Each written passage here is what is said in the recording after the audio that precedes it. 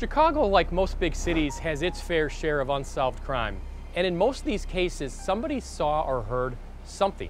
It could be a suspicious person, a car driving away from the scene, or simply overhearing somebody talking about the case. With your help, we can put these criminals behind bars where they belong.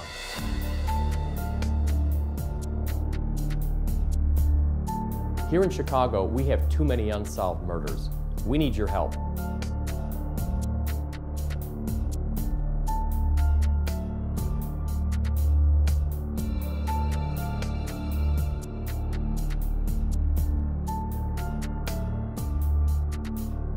In these cases, the police department is only as strong as the citizens that get involved.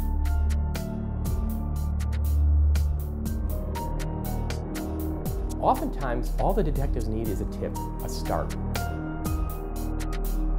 Somebody to call in and say, I saw something.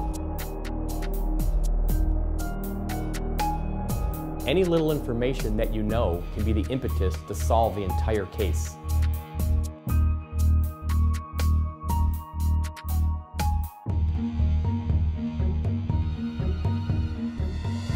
On tonight's episode, we'll be taking a look at the case of 25-year-old Raymond Pryor IV. On April 15th, 2016, Raymond was with friends playing games after business hours at a neighborhood barber shop. Someone tried to pick a fight with Raymond, and when they took the argument outside, things quickly turned deadly. Here's his story. Raymond was born in 1990. He was always a fun, happy baby. He was always giggling, laughing. Raymond was very kind, very sweet, very helpful. If he loved you, he would protect you. He would do anything for you. Raymond was more like my first son because I'm 5 years older than him, so our relationship was based on like big brother, little brother, but it was just always me and him. Even as he grew, he remained that same, loving kid. He was always laughing and joking. Everything he said to you, he made it a joke. He made everything okay. He made me comfortable. And this was him at 14. He made me comfortable. You just don't get that out of other people. I looked up to him on that because he wasn't afraid to be himself. He would lay on the floor with the boys, his brothers, and watch SpongeBob for hours. Watch SpongeBob and eat cereal and just joke with them. The one cartoon he liked, but he insisted that it resulted into real life. And he was like, man, if you take this analogy and apply it to your life, it's a cartoon, but it makes so much sense. Raymond set a positive example in that he was very concrete in his thinking. He either did or he did not. With him, it was just more, everything was more clear-cut. Things that would be embarrassing for a lot of other people, he tended to like take that and stare in their face and just like roll with it. Like some of the most embarrassing things that people probably wouldn't even share with other people, he took pride in it. Like you're not even being real if you can't take the good with the bad. He's extremely smart. Raymond had the highest scores in his grammar school. He went on to high school, started his freshman year off, B+, A- student. So I'm very proud of the person that he was becoming and that he had been. Raymond had one son. His name is Rayshawn. He's got a little more serious edge on him, but he is a real funny kid. He's real loving. His son is really smart, and it's almost the exact opposite because it's like for Raymond, he didn't become real talkative until he got older. His son is very outspoken. He pays attention to everything. He's always speaking his mind. And it was like my brother loved that about him because he was different. You can count on Raymond to have his son. He would take his son to school. He would pick him up. Christmas, he was ready. Birthdays, he's ready. He's that father that every wife, every girlfriend wants their child to have. Raymond's a solid guy, solid kid, great father, great son, somebody who was easy to love, and somebody you would always like to be around. On April 15th of 2016, 8 district officers responded to shots fired call at 6512 South on Western. They saw a large crowd outside of a barber shop. When they exited their vehicle, they saw an individual lying on the ground, motionless with multiple gunshot wounds. They later learned that the victim was Raymond Pryor, Jr.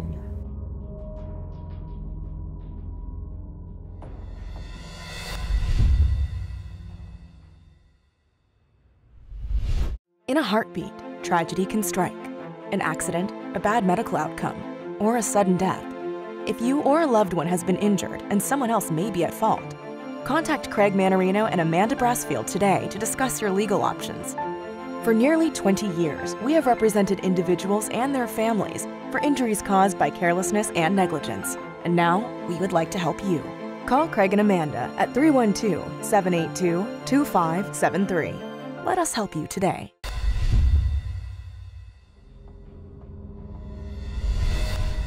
I talked to Raymond 3 days leading up to his death. We were talking about grandbaby, schooling, and our plans to go down to his fiance's graduation. We had a nice long talk. I want to say we talked for about an hour, non-stop, but it was just completely about our kids and trying to plan for the future and making plans and strides. The thing I said to myself when I hung up the phone from him, I said, my baby's gonna die. His focus is not here. And when you're not here in the present, you can't protect yourself from the present. And so I get the call that evening saying that my son had been killed. On April 15th of 2016, two officers heard what they thought to be loud reports or gunshots. There was also a 911 call that came over as gunshots in the area of 65th and Western. That day, a friend of his called him and was having a birthday party. They had a party at the house and then they went up to the barbershop where everybody would kind of hang out after hours. During the day, 6512 Southwestern is a barbershop. However, that evening, it was being utilized as a social club. The gentleman who took Raymond's life, he came up to the barbershop and started an argument with Raymond, a confrontation with him. It was an argument between two individuals, one being our victim, Raymond Pryor, and another unknown individual at this time. By all accounts, everybody who was in the barbershop, anybody we talked to, we pretty much said Raymond just kind of dismissed the guy and said, hey, go on, you know. And so a little later on, the guy comes back. There was just words exchanged, a little bit of shoving, and carried on to the street. Raymond like, hey, you know, they stepped outside, argument continued.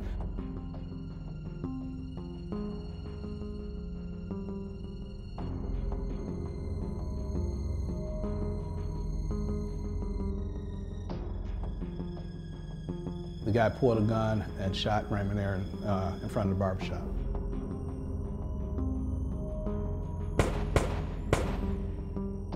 The first responding officers were nearby, a block or two away, when they hear the shots. And they drive to the area where they believe the shots came from. And they were correct. That's where they ended up at 65th and Western, right in front of the barbershop. As they were responding, they were also told that a gray vehicle drove away eastbound on 65th Street at a high rate of speed.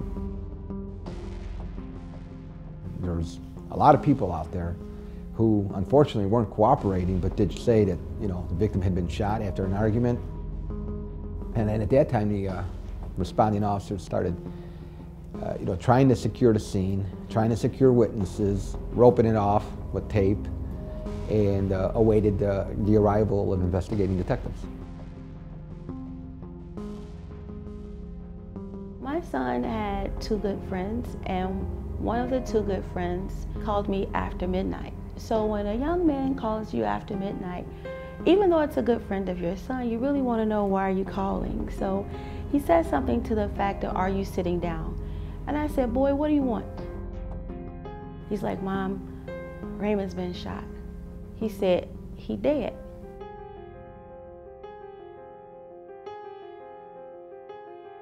Well, I actually woke up, I had like 10 missed calls, and I don't know, I'm a worrier sometimes, so when I got that many calls in the middle of the night and I didn't hear them and I saw this one, I'm like, something's wrong.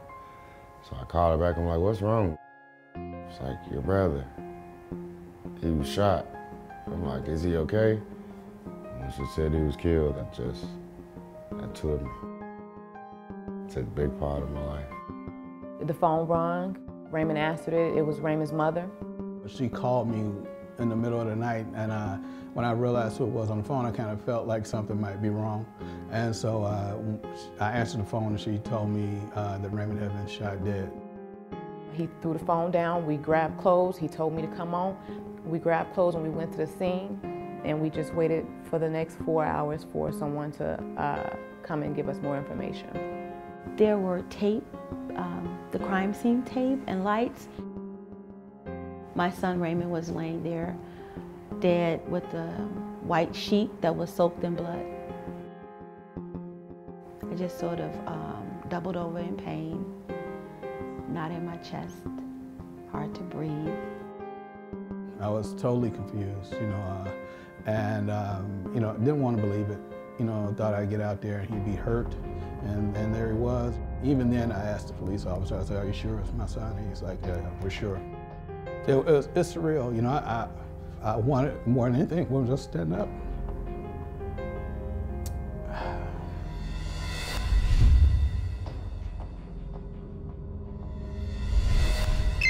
On April 15th of 2016, 2 officers heard what they thought to be loud reports or gunshots. There was also a 911 call that came over as gunshots in the area of 65th and Western. As they responded to that area, they see a large crowd hanging out in front of 6512 Southwestern. They also see people pointing towards an individual who's lying on the ground who had been shot.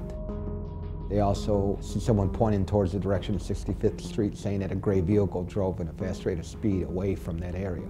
As they get out of the car, they see the victim laying on the ground. He had multiple gunshot wounds. There were 4 people taking care of my grandson. My son Raymond, his brother Deshaun, myself, and Rayshawn's mom. So when Raymond is murdered, it injures Deshaun. They've always been together.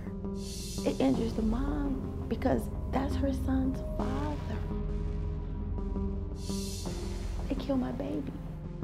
There's really no words to justify someone killing someone else's baby. There are witnesses there. It was a party, and there are a handful, if not more, people who saw the incident and can identify the offender. But as of yet, we have had no one come forward and say that they're willing to cooperate. He didn't have any enemies. Everybody that came across him was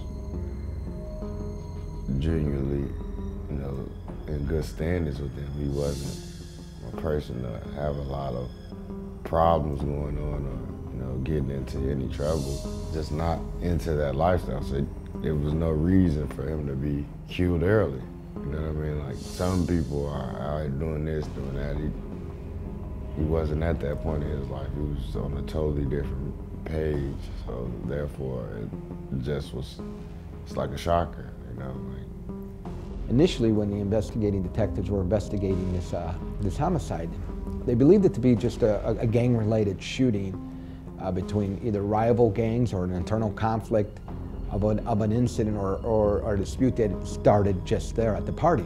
But as we got into the investigation, and we learned that this could have been more personal with the victim, and that he did have some disputes prior to this incident with one individual, and that individual is known to drive a gray car, and that's the description of the vehicle that is seen fleeing the scene. A lot of just thinking it was unreal, and maybe this isn't happening, because this is a person that is, everybody don't do no wrong. He's with knowing a person that's silly, that makes people feel good. What happened? Are you sure? So just a lot of disbelief, not understanding, confusion. At this time, we believe that the offender was alone and acted alone in this incident. He may or may not have been part of the party, but we know that it was personal between him and our victim. He's very much missed by all of his brothers. He's got 3 brothers at home, and they all look up to him. His older brother even said, hey, an older brother's not supposed to look up to younger brother. He said, but I did, you know, and it was the truth. You know, Raymond was that kind of guy who, he was solid. You know, he'd be there for you. You know, he was always there for friends and family. Yep. As the detectives arrived, the responding officers informed our detectives that some of the witnesses who wished to remain anonymous and didn't really want to stick around and give their accounts to what they saw, they did, however, tell the responding officers that there was a hat on the scene, a baseball type style hat, that they said belonged to the shooter. So that hat was recovered, and it has been sent to the Illinois State Police Lab for analysis, and we're waiting for the results on that. So in addition to the hat that was recovered, the officers investigating the homicide were able to recover 11 .40 caliber casings on the scene. So which would lead me back to say this was personal. You know, it was at close range, and he shot 11 times, at least 11 times, because we found 11 casings. What's interesting about that is that that gun, although not yet recovered, the casings match the scenes of 3 other incidents, 2 of which are homicides and 1 which is another shooting. And 2 of those 3 are not too far from the area of this homicide. My son was getting married in 2016. I've been robbed of a daughter-in-law, of future grandchildren from him. So I have no joy.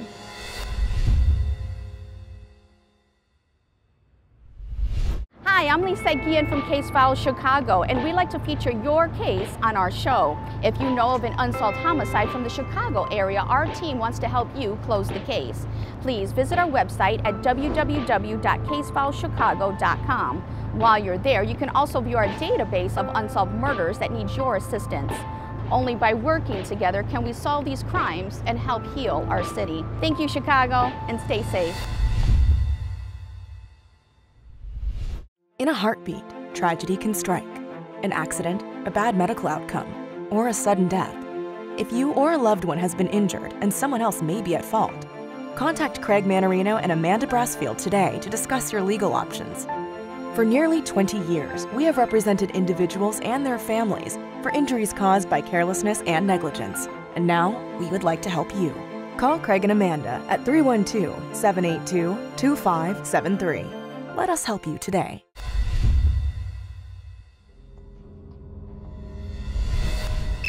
On April 15th of 2016, 8 district officers responded to shots fired call at 6512 South on Western. They saw a large crowd outside of a barber shop, and apparently a party was going on at that location. When they exited their vehicle, they saw an individual lying on the ground, motionless, with multiple gunshot wounds. They later learned that the victim was Raymond Pryor, Jr. It's been almost 2 years. I'm just now starting to get to a point where it's easier to think about him a lot. I've always said that I'll probably never be right again as far as me being emotionally or spiritually. I just feel like he took a piece of me with him because he was so much entwined with me that we shared everything. There are so many people who know who killed Raymond. There were so many people there. They saw, they heard. So many of them say that they're a friend for Raymond, that they're a friend to Raymond. They have a Raymond t-shirt. They have Raymond's name on their Facebook statuses. They get together for a celebration remembering Raymond. Give my grandson Rayshawn justice. I know that he'll be better when he understands that the person who hurt his father is brought to justice. It would help me feel better knowing that the person who hurt my son can't hurt anybody else. The situation in which he was killed in made it so wrong. I just feel like the people that were around him who considered to be good friends, I feel like them stepping forward and doing something about it would be the right thing to do, just because the bond that he had with them should automatically make you want to do something about it.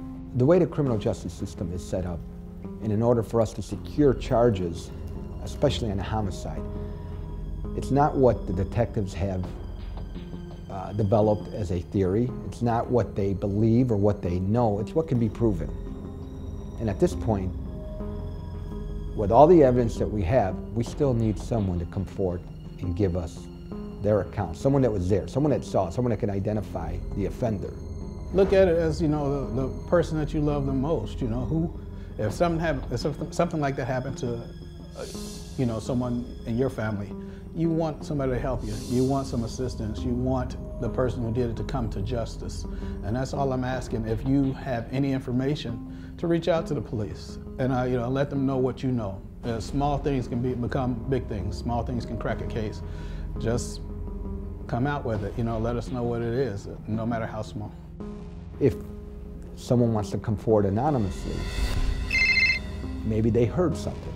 If they heard someone else tell them, I saw who did it, I know who did it, then tell us anonymously and we'll try to find this person and see if they will cooperate with us. So any bit of information would be helpful. But as I said, in order to get this charged and bring the offender to justice, we need someone who was there, who's going to cooperate and trust the police department and trust the detectives involved that we'll do the right thing and get this offender charged. Please step forward, please share, please not be afraid, please put yourself in my shoes, my family's shoes, his mother's shoes. Please come forward and share. So in this case, as in many, the detectives need help.